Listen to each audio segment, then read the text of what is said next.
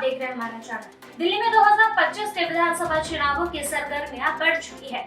इस बार मुकाबला कांग्रेस, आम आदमी पार्टी और भारतीय जनता पार्टी के बीच त्रिकोणीय होता नजर आ रहा है। कांग्रेस, जो पिछले 2 चुनावों में कोई सीट नहीं जीत पाई थी, वापसी के लिए पूरी ताकत झोंक रही है। पार्टी ने 70 सीटों वाली विधानसभा के लिए 47 उम्मीदवारों की घोषणा कर दी है।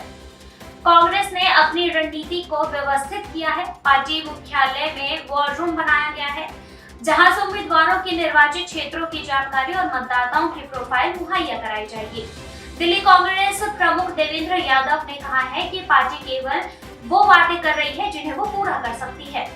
पार्टी ने अपने घोषणा पत्र में महिलाओं को 3,000 रुपए प्रति माह और 400 यूनिट बिजली मुफ्त देने जैसे वादों को शामिल करने की संभावना जताई है। कांग्रेस ने 2 चरणों में उम्मीदवारों की सूची जारी की है। पहली सूची में 21 उम्मीदवार थे, जिसमें पूर्व मुख्यमंत्री शीला दीक्षित के बेटे संदीप दीक्षित को नई दिल्ली सीट से उतारा गया था। इस सीट पर आम आदमी पार्टी प्रमुख अरविंद केजरीवाल भी चुनाव लड़ेंगे। दूसरी सूची में 26 और उम्मीदवार शामिल किए गए हैं, जिनमें आज से कांग्रेस में आए असीम खान अहमद और देवेंद्र शेहरावत प्रमुख हैं। विशेषज्ञों का मानना है कि कांग्रेस के मुस्लिम वोट बैंक में सेंध लगाने से आपको चुनौती मिल सकती है। ये बात अलग है कि कांग्रेस के पिछले 2 चुनावों का रिकॉर्ड देखते हुए शायद बीजेपी और आप दोनों ही कांग्रेस को कंपटीशन में नहीं ले रहे हैं और दोनों ही चुनाव की तैयारी तेज कर दी है। आप और बीजेपी आपस में ही एक दूसरे पर बड़े बड़े आरोप लगाने में लगे हुए हैं। इन आरोपों की फेहरिस्त में सबसे बड़ा है आपकी वेलफेयर स्कीम को चुनौती जुल्मा बताने का आरोप। इन आरोपों के फेहरिस्त में सबसे बड़ा है आपकी वेलफेयर स्कीम को चुनावी जुम्मा बताने का आरोप। यह आरोप कांग्रेस ने भी आप पर लगाया है। महिलाओं को 2100 रुपए प्रति माह देने की स्कीम पर बीजेपी और कांग्रेस दोनों ने काफी तीखी प्रतिक्रिया दी है।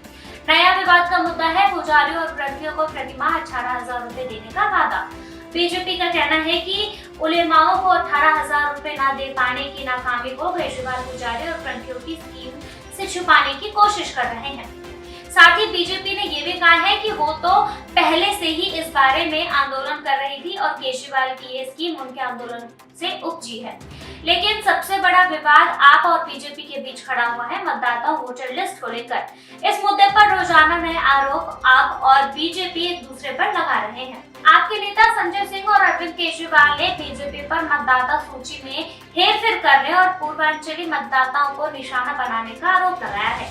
संजय सिंह ने दावा किया है कि बीजेपी ने उनकी पत्नी अनीता सिंह का नाम हटाने से साजिश रची है। बीजेपी के अमित मालवीय ने भी पलटवार करते हुए दिल्ली में अनीता सिंह के नाम पर गैर कानूनी करार दिया है। अरविंद केजरीवाल ने भी मतदाता सूची में बड़े पैमाने पर हेरफेर का आरोप लगाते हुए कहा कि उनके निर्वाचन क्षेत्र में 5,000 नाम हटाने और 7500 नए नाम जोड़ने के आवेदन दिए गए हैं, जो कुल मतों का लगभग 12% बदल सकते हैं। उन्होंने चुनाव आयोग से कड़ी निगरानी की मांग की है। बीजेपी ने आप पर रोहिंग्या और बांग्लादेशी घुसपैठ को अवैध रूप से पंजीकृत कर वोट बैंक के रूप में इस्तेमाल करने का आरोप लगाया है। भाजपा नेता मनजिंदर सिंह सिरसा ने हिंदू परिवारों के पते पर फर्जी मतदाता दर्ज होने का दावा किया है।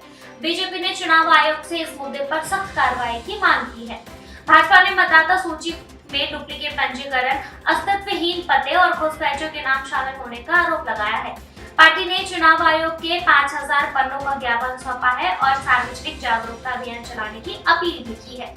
इन आरोप प्रत्यारोप के बीच चुनाव आयोग ने हस्तक्षेप करते हुए कुछ गड़बड़ियों को रोकने की कोशिश की है। केजरीवाल ने चुनाव आयोग की इस पहल की सराहना की, लेकिन सतर्कता बनाए रखने की अपील भी की है। चुनाव से पहले बढ़ते इस तनाव ने राजनीतिक दलों के बीच खाई को और गहरा कर दिया है।